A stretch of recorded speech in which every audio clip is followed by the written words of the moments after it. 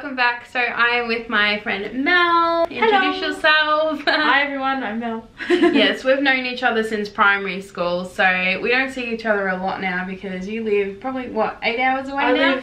I live 500 kilometers away now. Yeah, so we're finally here. We're finally getting together and doing this Q&A that I've promised you guys on Instagram for so long. This video is going to be also posted on Mel's channel as well. I'll link everything down below, vice versa. We're gonna go ahead and get started. I've got my phone here and I've got all of the questions, so we're gonna do our best to answer them just on the spot, so it's like completely random. Yeah. So yeah, we're gonna get started. So the first question is from Miracle Gypsy, and the question is, have you met in real life? This is the first part of the question.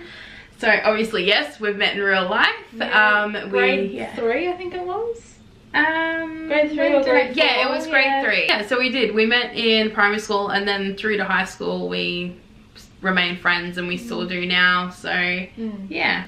So the next part of the question was, if you did not plan, do you meet too? But yeah, obviously we've already met each other. If you have, do you plan to catch up again? So yeah, like obviously we're catching up again today, but yeah, trying to do it as much as we can when you're down. As much as we possibly can. But you know, it's an 8-hour trip for me on a train and a bus and everything crazy. And you know, Emma's got girls, so it sometimes isn't very easy to coordinate it, but yeah, we try as much as we can, and we talk on the phone a lot. And yeah, we do. So yeah. Yeah, we've actually just recently become really good friends again. Like we've been good friends, but we've been in contact a lot lately. Yeah, we sort of like, I don't know, like when you had Lily around that time, we sort of became more acquaintances and stuff. But we've got closer in the last 6 to 12 months, which is really awesome because I missed you. Yeah, after I had Lily, I kind of distanced myself from a lot of people. I think just because being a new mum, and like I was trying to juggle both being a parent and being a friend. I actually lost a lot of friends when I became pregnant with Lily. So yeah, I didn't have many people to talk to, and I kind of just like pushed the others away. But yeah, so that's what happened with that. So the next question is, aside from your families, what brings you the most joy? So you go first. Oh, well, you like horse riding. Yeah, that brings you a lot of joy. Traveling. Probably traveling, yeah. Well, I don't really know what brings me the most joy. I'd have to probably say I talk on the phone a lot to people. I'm not really a texting person, so I prefer to actually speak to someone. Other than that, I also like crocheting a lot. That is my kind of like go-to relaxing thing because I struggle with a lot of anxiety. So I find that it really helps my anxiety. So that's probably like my most favorite kind of thing to do. Yeah, creating things. So the next part of this question from the same person is, what haven't you done that you would like to do? You go first. I don't know. Probably travel, to be honest, and I would like to do that after Matt and I get married, but having kids, it makes it a lot harder to save for all of that kind of stuff. So maybe once the kids have flown the coop and left, I would like to probably actually have like a van life and live in a camper van or something and go travel. I would like to actually travel most of Australia, to be honest. I would like to see everything. I would probably go on like a horse riding camping adventure, like in the snowy mountains and stuff, like in New South Wales and that. That would be really awesome to go, you know, do a 3 or 4 day trail ride around the snowy mountains and camp and everything. Oh, that sounds good. Okay, so the next question is, sweet or savory, or what's your favorite? I'm guessing that refers to food. So I'm definitely a savory person. I love lots of savory stuff. I don't really like sweets, so I'm not really a fan of chocolate or anything like that. So my favorite thing would actually have to be pizza. I think pizza is like my ultimate favorite. Probably sweet. Oh, opposite to me. Yeah, but because I'm lactose intolerant, it's really hard. Yeah, me too. You know, to find something that's like edible, that's sweet. But what is my favorite? Chocolate mud cake. Oh, yum. Yeah. So the next little question is from Sarah XOXO from Instagram. So she has a few questions as well. So these are mostly for you, Mel. So the first question is, were you born blind? I was born with my vision loss condition, but I wasn't born completely blind. I had about 6% of full vision as a child, and then I lost it and now I'm completely blind. In primary school I could see like large print, I could read large print, I could write with a pen, I could see people and get a vague idea of, I didn't have detail, so I couldn't tell what colour someone's eyes were or how big their nose was or anything like that, but I could see like their face and then how long their hair was and stuff like that. The next part of that question is, what is the hardest part about being blind? Not being able to have a driver's license and go where I want, when I want, and how I want in a car. I live in a really rural town. I love to go horse riding, but the nearest horse riding stables to me is like 50 kilometers away. Be able to just jump in a car and have a riding lesson whenever I wanted and wherever I wanted. So the next question from Sarah is, how long have you been friends with Amber and what is your greatest memory together? Is we in grade 3? Oh gosh, let's just say a long time. So like 16 years. 16 years we've been friends. So yeah. I don't know what the greatest memory would be. For me, I think the greatest memory of us together is doing production together. Yeah. So we did a lot of productions in high school.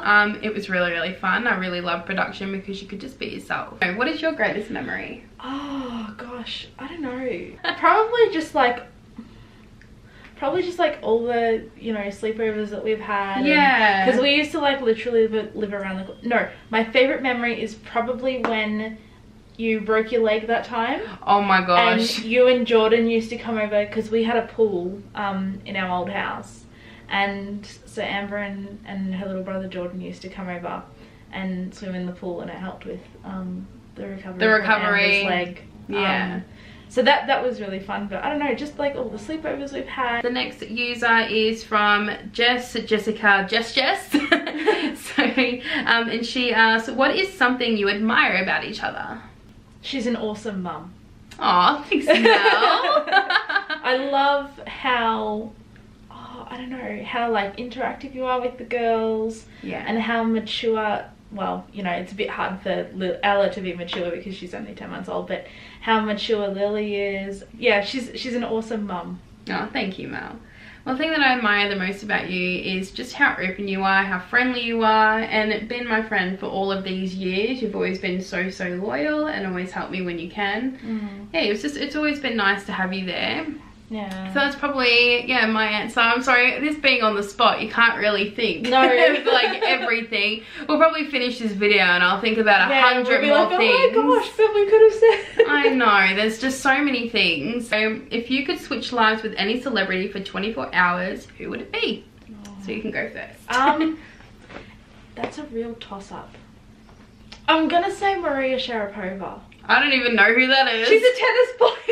Okay. She's a Russian tennis player. Okay. So I would probably swap lives with Maria Sharapova for a day because I love tennis, and obviously being blind, tennis isn't really something I can do that easily.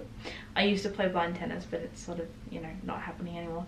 So I'd love to be like Maria Sharapova and be a really good tennis player, but she's also a really successful businesswoman. She's got her own well, they call it candy because she's in America, but she's got her own sweet line, and she had fashion contracts with Nike and stuff like that. So ooh. Yeah, I'd like to be Maria Sharapova for a day. Okay, so I think who I would want to be is the singer Pink. Yeah. And the reason I would want to be Pink is because she is so strong-willed. She goes for what she wants. She is not only an amazing woman, but she does so many things for everyone else. So she's really, really good with giving back to her communities. She goes and helps kids in other countries that are struggling. She's always been that kind of woman. I just admire how strong and powerful she gets her message out despite being famous. She likes to get her message out there. Yeah. She's just, she's very empowering. And I think I would love to be someone like that for a day because I would love to be able to send my message across and just to be able to be that kind of woman. So the last part of Jess's question is, what is your favorite thing to do when you are together? Well, we haven't caught up in a very long time, and when we have, it's kind of just been, you know, you've gotten off the train or public transport, we've just like kind of hung out around the shops, had lunch.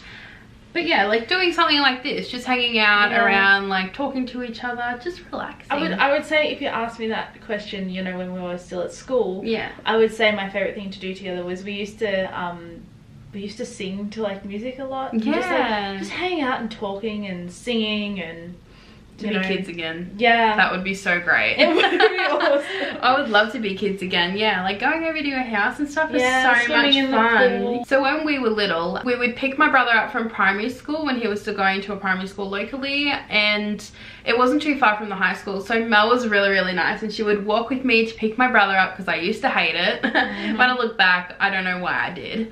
But I think you just found it tedious. I think you just found it tedious having to walk back to primary school and all the way back. Yeah, but John's a good kid. He is a good kid. He's amazing. But yeah, like we used to walk back, and then sometimes I would drop Jordan off depending like what time it was or if someone was home, or would always just go over to Mel's place sometimes and we'd just hang out there, and then after Mum was finished work she would come and pick us up. Actually, those are probably like the best times together. So the next question is from Kate and Jana. I hope I'm saying that right. One is, hope it doesn't sound rude, but do you dream, Mel?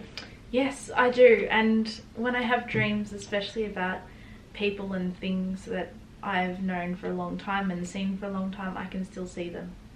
I can still see, you know, people that I've known for a long time in my dreams.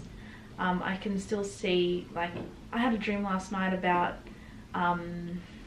primary school, and I could still see, I could still see it, like actually physically see it, because I had a bit of vision when I was at primary school.